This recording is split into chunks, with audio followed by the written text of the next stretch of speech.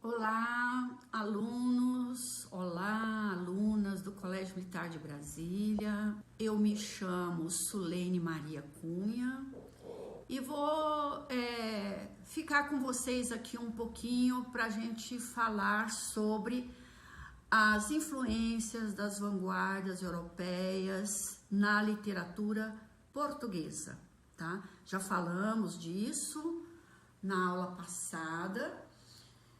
Sobre as influências das vanguardas na literatura brasileira, tá? O professor Paulo falou isso com vocês e eu também falei quando eu fiz uma abordagem sobre a Semana de Arte Moderna. E hoje, né, seguindo aí a nossa sequência didática, tá? Vamos falar, né, dessa influência das vanguardas europeias na literatura portuguesa, tá? Então, vamos lá. Nós tínhamos em Portugal um contexto histórico bastante tenso, né? Um contexto histórico bastante conturbado. Ora, tínhamos aí a Primeira Guerra Mundial em 1914. Tivemos em 1910 a proclamação da República, né? E tínhamos nesse período aí o descontentamento com a monarquia, daí a proclamação, tá? Então, pessoal, nós temos um período politicamente bastante conturbado. Na arte, Portugal ainda vivia numa fase decadente de um simbolismo bastante ultrapassado. Então, se fazia necessário buscar melhores propostas para a arte portuguesa. Pessoal, aqui no Brasil também aconteceu isso, tá? Quando aconteceu a Semana de Arte Moderna. Lembra que eu falei com vocês em aulas anteriores? Então, Semana de Arte Moderna, né, propunha também uma arte mais inovadora, né? E daí nós tivemos 3 noites, aliás, tá? De discussão, de questionamento, de reflexão sobre os rumos da arte. Tá? Vários artistas intelectuais da época envolvidos nesses debates, não é? Portugal também. Em 1915, eles publicam uma revista chamada Orfeu, com vários intelectuais e artistas envolvidos nessa revista. Logo depois da publicação dessa revista, surge a primeira geração modernista em Portugal, denominada de orfismo. Aqui no Brasil, depois da Semana de Arte Moderna, surgiu a primeira geração modernista, denominada fase heróica, que vai de 1922 a 1930. Portugal, né, é a geração que também, depois da publicação da revista, vai seguir os rumos, né, de buscar uma arte mais livre. Bom, aparece aqui um grande escritor, que é o Fernando Pessoa, que vocês já conhecem, né? Quem não conhece Fernando Pessoa, não é verdade? E o Fernando Pessoa é, assim, um escritor, um expoente da literatura portuguesa, né? O Fernando Pessoa, ele não só escreve com seu próprio nome, Fernando Pessoa, como ele também, ele cria mais 20 e tantos heterônimos, tá? Desses heterônimos, nós vamos estudar 3, que são os mais importantes para a literatura portuguesa e para a literatura mundial, tá? Então, nós vamos ter uma aula só para falar de Fernando Pessoa, ele mesmo, e vamos ter aula para falar dos heterônimos de Fernando Pessoa, que eu adoro falar de Fernando Pessoa, tá bom? Então, pessoal, modernismo em Portugal, assim como no Brasil, terá influência das vanguardas europeias, tais como a vanguarda futurista e a vanguarda cubista. O próprio Fernando Pessoa, no seu heterônimo Álvares Campos, esse heterônimo dele é um heterônimo com tendências futurista. Mas nós vamos falar disso numa outra aula, tá? Então, o orfismo, primeiro movimento literário em Portugal, tinha como objetivo buscar novas formas de expressão na literatura, né?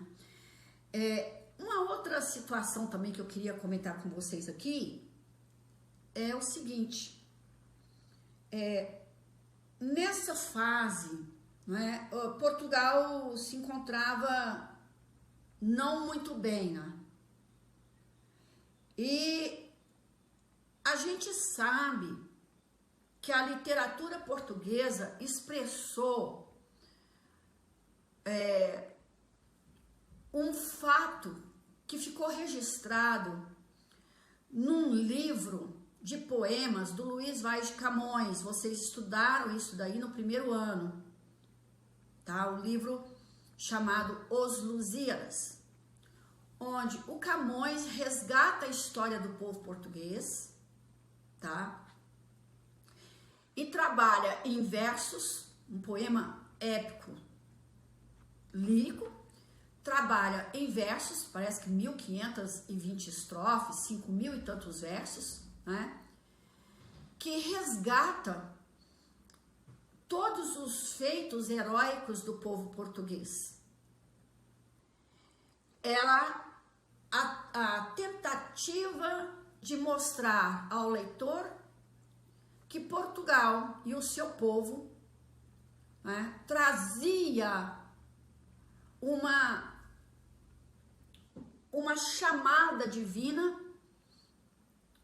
porque os lusitanos descobriram novas terras, os lusitanos adentraram os mares nunca dantes navegados. Então é como se fosse uma coisa assim mística, né? Deus falou para esse povo que se lançasse ao mar e que descobrisse novas terras. Então era o feito heróico do povo lusitano. Isso e os Lusíadas. Bom, mas Portugal moderno não é esse Portugal dos grandes feitos heróicos. Portugal não está muito bem. Portugal está no meio de um conflito da guerra, né, no meio de um conflito político de uma época conturbada. Se vocês quiserem saber mais sobre isso daí, na página 437 do livro de vocês, tem um texto chamado Modernismo Primeira Geração, onde vocês vão ler e vão perceber como o momento político de Portugal, né, num momento difícil,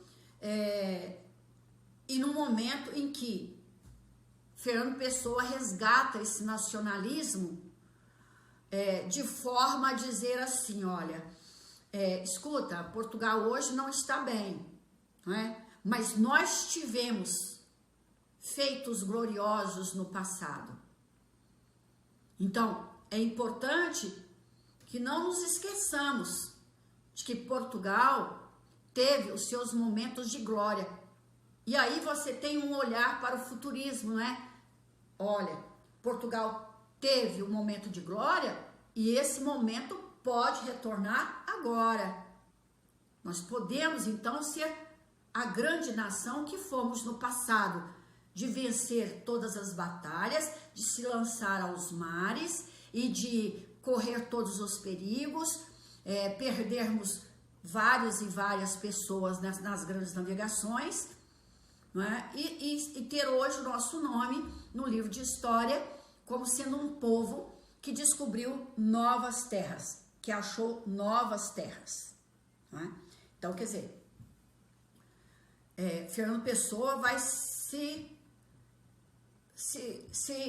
concentrar em alguns poemas dele nessa questão, tá, turma? Bom, eu queria comentar com vocês o seguinte: como eu disse, né, nós vamos estudar Fernando Pessoa e seus heterônimos em outra aulinha, tá? Mas não tem como, né, falar do modernismo em Portugal sem também não dizer assim, né, antecipar a nossa próxima temática, não falando de Fernando Pessoa, né? O Fernando Pessoa, ele acaba trazendo para a literatura portuguesa vários e vários poemas, né? Publicação de livros, né? O livro Mensagens dele, que é um livro espetacular, né?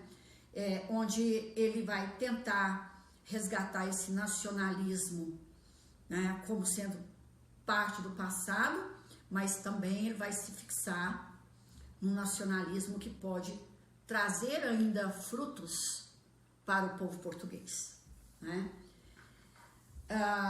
E aí o movimento orfismo, ele rompe com o passado de uma maneira bastante iconoclasta, assim como no Brasil também aconteceu isso, não é?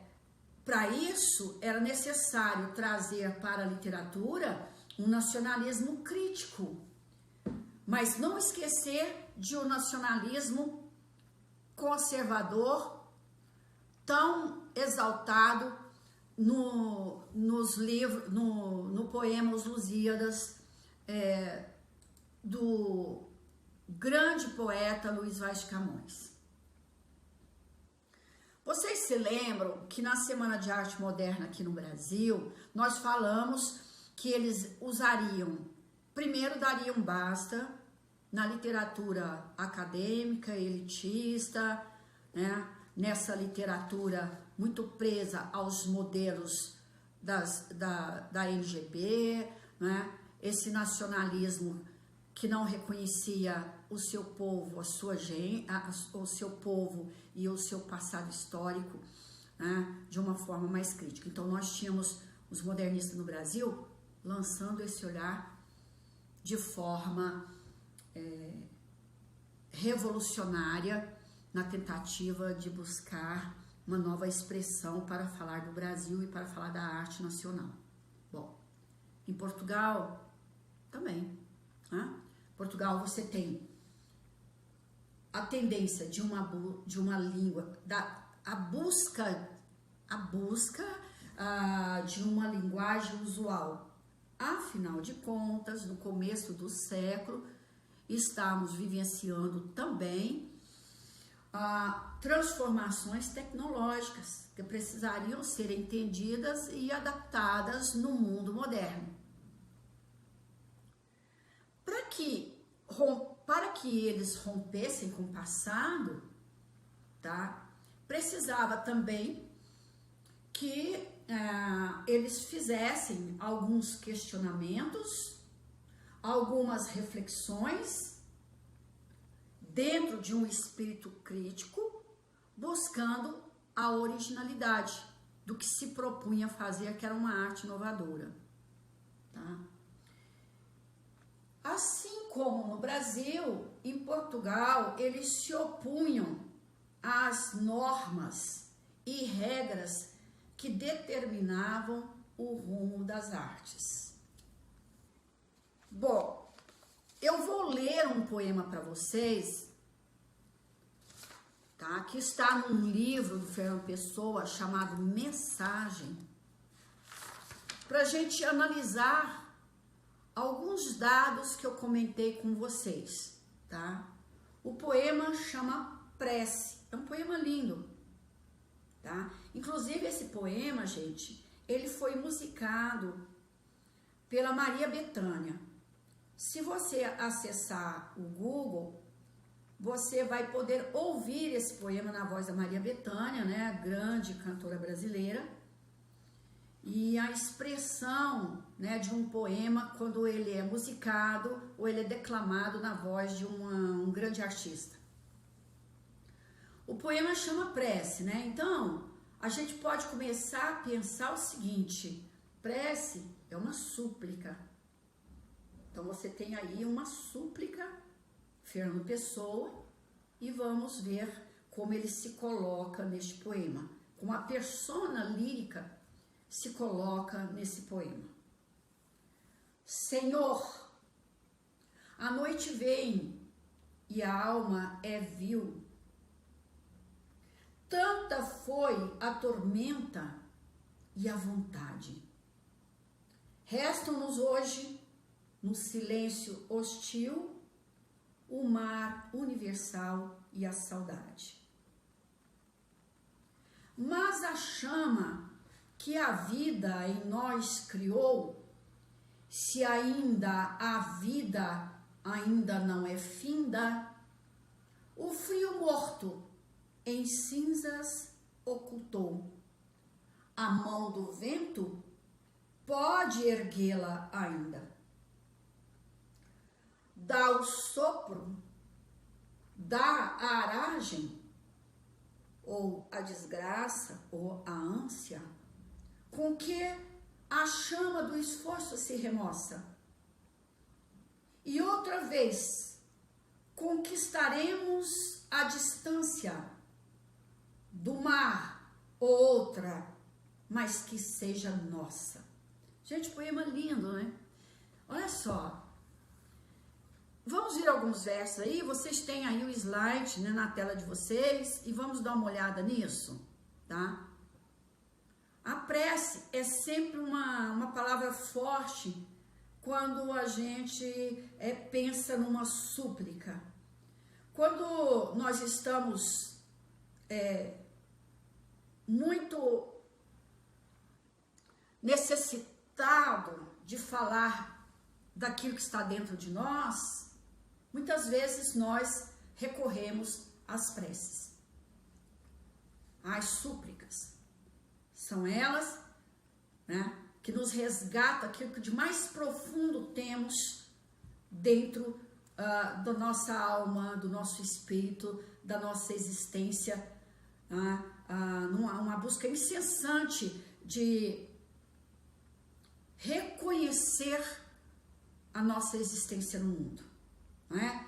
Então, quando no segundo e terceiro verso ele diz assim: tanta foi a tormenta e a vontade.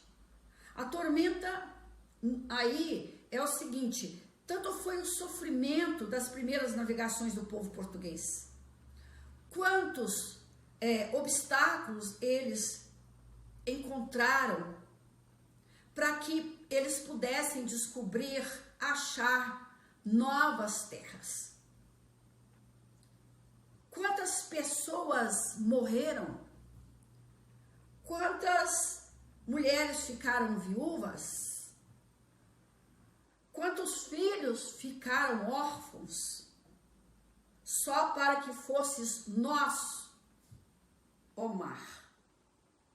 Então você tem essas expressões dentro de outros poemas do Fernando Pessoa, e você tem passagens importantíssimas nos Lusíadas que fala sobre isso. Resta-nos hoje o quê? No terceiro verso. Resta-nos hoje o que nesse silêncio hostil? Aí você tem um Portugal decadente, né? Mas você tem também uma nostalgia no passado glorioso de Portugal. E aí, na segunda estrofe, a mão do vento pode erguê-la ainda? Você tem aí uma persona lírica que nos informa de que há sim uma certeza de que Portugal poderá ser grandioso novamente, que o povo lusitano ainda terá motivos para se alegrar nos seus feitos históricos, não é? Então, certeza de que Portugal poderá ser novamente grandioso. Na última estrofe, nós temos o primeiro verso que diz o seguinte: dá um sopro à aragem, ou desgraça, ou ânsia. Então, se não pode nos dar a leveza de um passado glorioso, ou nós não podemos realizar grandes feitos agora, no momento, né? Pelo menos não tira a nossa ânsia. Aí, gente, você tem uma alma insatisfeita que suplica por meio de uma prece. A prece é o poema, tá? E aí você tem também na última estrofe, no terceiro verso, um verso que diz o seguinte: outra vez conquistaremos a distância do mar, ou outra, mas que seja nossa. Lindo, né?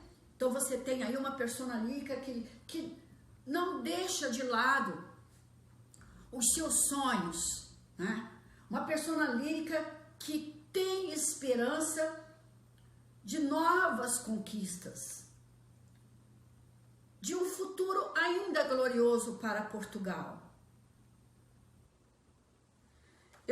Eu fiz a análise desse poema, li muito sobre esse poema, tá? E a gente, o que a gente percebe ao ler esse poema, né? Que tem sim um certo nacionalismo, que é uma característica, não é?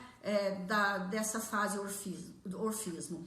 Assim como no Brasil nós tivemos também o nacionalismo. O nacionalismo nosso aqui foi um nacionalismo diferente, não é? Não tinha passado. Foi um nacionalismo que nós vamos buscar no presente todos os elementos brasileiros para compor a nossa identidade nacional, tá? Então você tem nesse poema Prece um resgate, né, do passado, mas você tem também uma persona lírica que fixa com alguma esperança no futuro.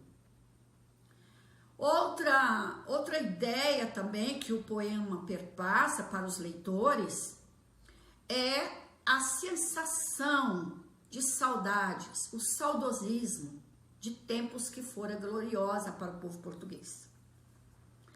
Você tem também a crença de que o país, Portugal, possa se reerguer, possa buscar os seus feitos gloriosos. E aí, turma, eu queria até lembrar vocês sobre o mito do sebastianismo, né? De acreditar de que aquele rei, Dom Sebastião, morto na guerra de Alcácer-Quibir, acho que é isso, esse rei que era bom para o povo e era um rei novo e tal, ele poderia, no mito sebastianismo, ele pode voltar a qualquer momento. E aí, nessa volta, traz uma certa esperança. Então, é a certeza de que nós podemos sim, não é, esperar de que Portugal seja transformado. Esse olhar que o poema dá para buscar uma nação grandiosa, porque como Portugal se destacou nas grandes navegações e estava vivenciando um momento difícil, era possível que a persona lírica, né, tivesse a esperança de outra vez Portugal ser vitorioso, né? Quando ele fala no último verso da última estrofe, né? E outra vez conquistaremos a distância do mar ou outra, mas que a glória seja nossa, né? A saudade presente no poema Prece de todo um Portugal vitorioso, né? Ele resgata mitos do passado, né? E o poema Prece é um poema do momento presente, tá? Embora tenha elementos citados no poema que se relaciona com o passado, tá bom, gente? Então, basicamente, é isso que eu queria falar com vocês sobre o poema Prece. Tem um outro poema também do Fernando Pessoa que também é um resgate, né, e uma ansiedade da persona lírica falar sobre os feitos portugueses, tá? Buscar uma visão de futuro mais calcado em elementos do passado. Mar Português chama o poema. Eu vou ler o poema todo e depois eu volto para explicar alguns versos aqui para vocês. É um poema famoso, vocês devem conhecer, já devem ter lido análise sobre ele. Mar Português. Ó mar salgado, quanto do seu sal são lágrimas de Portugal. Por ti cruzarmos, quantas mães choraram, quantos filhos em vão rezaram para que fosses nosso, ó mar. Valeu a pena? Tudo vale a pena se a alma não é pequena. Quem quer passar além do bojador, tem que passar além da dor. Deus, ao mar, o perigo e o abismo deu, mas nele é que espelhou o céu.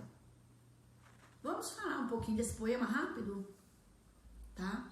Você tem aí um diálogo desse poema com os Lusíadas, porque lá no poema Os Lusíadas, Camões relata de que foi um sofrimento para os portugueses se lançarem ao mar, que muitas pessoas morreram, atacadas pela doença do escorbuto. Muitas pessoas não suportaram ficar fazendo essa grande viagem, se lançaram ao mar. Os corpos das pessoas que morreram por escorbuto foram lançados ao mar, né? E muitas mulheres ficaram em Portugal, ficaram viúvas, os filhos rezaram em vão, as mães choraram. Para quê? Só para que o mar pertencesse a Portugal, né? A vaidade, o orgulho das grandes navegações. Então, esses versos, eles são intertextuais com os Lusíadas. Então, é como se o Fernando Pessoa desse uma resposta ao poema do Luiz Vaz de Camões, tá? Porque ele pergunta assim: valeu a pena? Tudo vale a pena se a alma não é pequena. Então, está respondido, né, essa questão colocada em Os Lusíadas. Tudo vale a pena se a alma não é pequena. Inclusive, são dois versos muito usuais na linguagem, né, de várias e várias pessoas. Valeu a pena passar por isso? E você responde: sim, valeu a pena. Tudo vale a pena se a alma não é pequena. Tá? Bom, aí nós temos um outro verso aqui que diz assim: quem quer passar além da dor... Quem quer passar além do bojador, tem que passar além da dor. Bojador é o cabo das tormentas, né? Expresso também no poema Os Lusíadas. Contornar o cabo das tormentas, em Os Lusíadas é chamada de o grande gigante, Adamastor. Contornar esse cabo das tormentas era uma dificuldade para os grandes navegadores. Então, o que Fernando Pessoa diz aqui? se você quiser passar além da dor, você tem que enfrentar os obstáculos, no caso, né, contornar o bojador para seguir caminho em busca de novos caminhos. E aí ele diz, terminando aqui, Deus ao mar o perigo e o abismo deu, mas nele é que se espelha o céu, o grande feito português. Então seria isso a minha fala para vocês hoje, né? E eu desejo bons estudos para vocês, né? Desculpe aí os momentos em que a gente dá uma gaguejada, que dá uma suspirada, o momento em que a gente esquece uma palavra, né? Mas a ideia é de sempre levar para vocês uma mensagem de estudo.